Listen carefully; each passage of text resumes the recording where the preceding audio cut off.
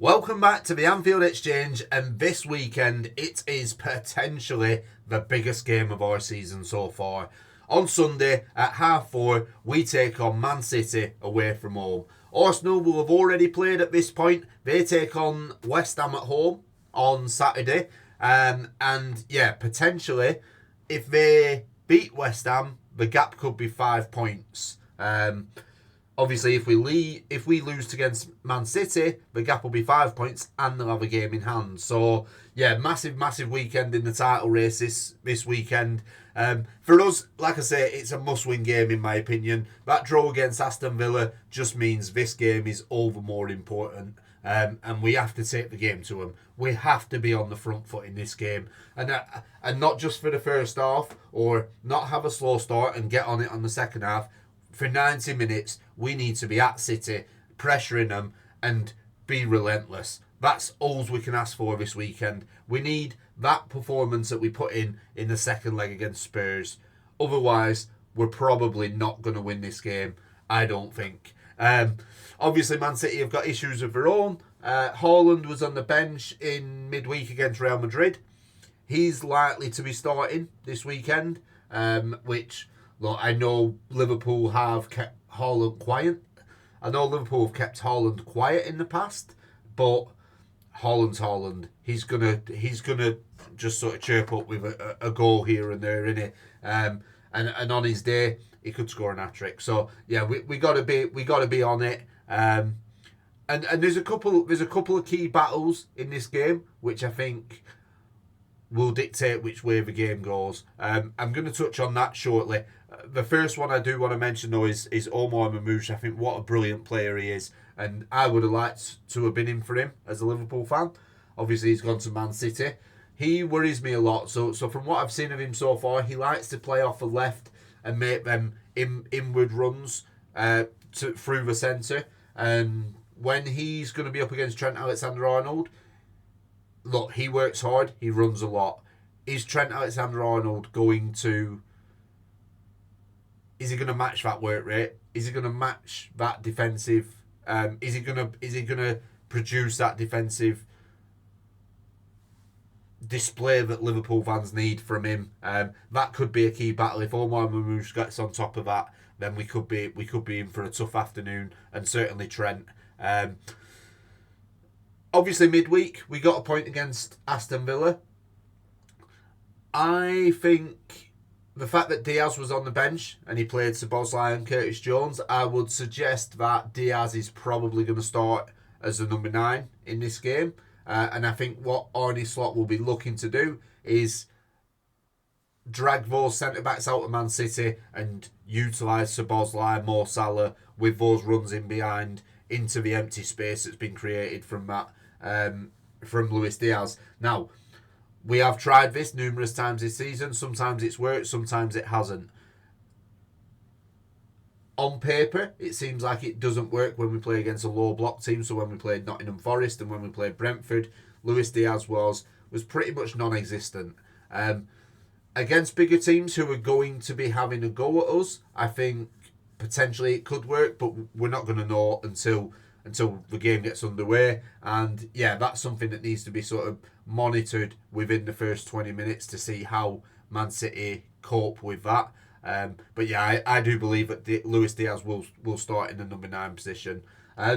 In terms of injuries, Man City have got a couple of injuries to key players. John Stones and Akanji are expected to miss out in this game. Obviously, we know Rodri's injured. He's likely to miss the rest of the season. But yeah, John Stones and Akanji, that is a massive miss, and that's why I think the Diaz situation may work in our favour. If you're going to be playing with less experienced defenders, and let's be honest, Stones and Akanji have a lot of experience in that position. I'm not sure who they'll probably go with. Ruben Diaz, and I'm not sure what the new guy's called, Kusanov. I'm not sure if he's got any other centre backs. I don't think he'll put Kusanov in for this game because I think it's too big of a game for him at this early stage in his career. So I'm not sure what we do at centre back. Maybe we put Gvardiol at centre back and Nathan Ake. I'm not sure. But yeah, we'll have to wait and see how that pans out, how the Luis Diaz situation pans out. Like I say, I do believe he will be our number 9 for this game. We've not had much joy at the Etihad. The last time we beat them in the Premier League was 2015 when we beat them 4-1, and Firmino, Salah and Mane, the masterclass, if you remember that one. I think that was Jurgen Klopp's first season. So, yeah, we've not won since then. This is a massive game. We need to win. But it's not going to be easy. We all know it's not going to be easy. And certainly if we walk away with this empty-handed, the title race is well and truly on, because Arsenal are not going to slip up at home to West Ham on the Saturday. And I think that in itself, if Arsenal go out there on Saturday and win, I think that puts a lot more pressure on us on the Sunday. Sometimes pressure can be a good thing, but also being the underdog, which Man City would be in this scenario, even though we are at home, could allow them to play a little bit more free-flowing and a little bit... Look, Man City are going into every game at the minute with all the pressure on because of how their season's gone so far. If we take that pressure off Man City by putting the pressure on us, i.e. Arsenal winning, that may release something in Man City that we do not want to see. So, yeah, in an ideal world, Arsenal will slip up. They won't slip up though, and yeah, we need to be on it for this game. I think we're looking at a high-scoring game. Both teams are conceding goals. I think Man City have scored 10 in the last 5. Liverpool have scored 10 in the last 5. So there are going to be goals in this game. We've both got leaky defences, and yeah, I'll give you my score prediction at the end of this video. But I think there's going to be a lot of goals, and it's going to be nervy. I think we're getting to that stage of the season now where the title race is. We are getting nervous as fans. We understand now that every point matters at this stage, and Arsenal with I would say the easier set of fixtures, it makes all of these games that we play much more important. So it's going to be a nervy affair. But look, you've got to get through these situations when you're in a title race, when you're competing for the biggest trophies. You're always going to get feelings like this. So it's better to be in this situation than not. But yeah, it's not easy as a fan. A couple of the key battles, obviously, we've touched on the Marmoush and Trent battle. I think that will be interesting to see how that pans out. Whether Ake plays at left back or Gvardiol, I think that'll be an interesting one with Mo Salah.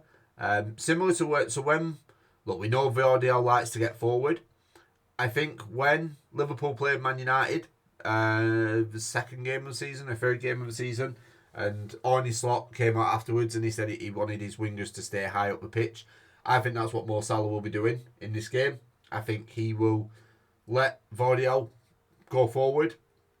I think Szoboszlai and Gravenberch will cover that like they have done all season, and I think Salah will be staying forward just to let Gvardiol know that he's there, and that if he bombs forward, Salah's going to be afforded a lot of space. And we know what he can do when he's got so much space. So yeah, I think the Gvardiol/Ake versus Salah battle will be an interesting one, and I'm looking forward to seeing Nico Gonzalez versus Szoboszlai. To be honest, I think Nico Gonzalez will be a very good signing for him.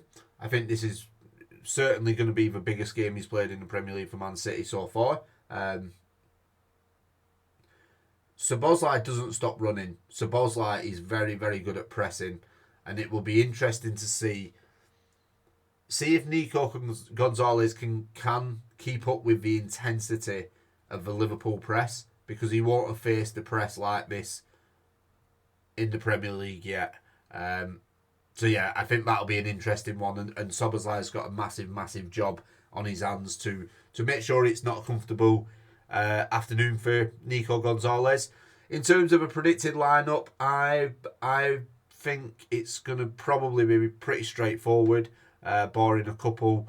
Alisson in goals, I think, speaks for itself. He's very much back to his best, I would say.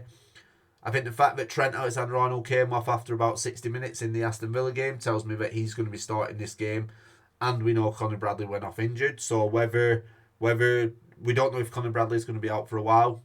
We don't know what the injury is. It could have just been a precaution, but I think it's a no-brainer that Trent's probably going to start this game, and we'll probably see out the full game for a change. Canate and Van Dijk are going to carry on at centre-back. I think for this game that Arne Slot's going to bring Kostas Tsimikas in at left-back. Andy Robertson's played the game against Villa. He played the game against Everton. He needs to be rested and monitored. I think Andy Robertson is still Arne Slot's first choice left back, but for me, I think Kostas Tsimikas would probably be a more sound defensive option against the likes of Savio. I think Robertson might end up being run ragged if he's in this game against the likes of Savio with the pace that he has. So yeah, I would imagine he'll play Kostas at left back. I think it's going to be the midfield three. It's going to be Gravenberch, McAllister and Szoboszlai. Now I touched on in my reaction to the Aston Villa game, I touched on how tired that midfield looked in the second half, and I thought it was similar in the game we played against Everton. We can't afford to do that in this game. If we drop off from our press in the second half, Man City will punish us. If we don't follow our runners, Man City will punish us. And we need to make sure that these guys are 100% fit and raring to go for this game, because we cannot slack off in this game, or else we will find ourselves in a very, very close title fight. In terms of up front, look, at the time of recording this video, we don't know if Gakpo's going to be back. I actually think he will be. I think he was probably very close in the Aston Villa game, but Slot didn't want to risk him, knowing that a Man City game's coming up. So my front three, I think he's going to go Salah, Gakpo, and I think he's going to play Diaz in the number 9 position. If Gakpo isn't available, I think Jota will probably start up front with Diaz out on the left. Either way, I'm fine with them. I would actually prefer Jota up front to Diaz, but yeah, I mean, I think Arne Slot has an idea in his head of how he wants his team to play, and I think he's going to be, especially with Mo Salah sticking high up the pitch, I think his idea will be to try and pull the defenders out of position to create that space for your Salahs and your Szoboszlais that's going to be running on past Diaz.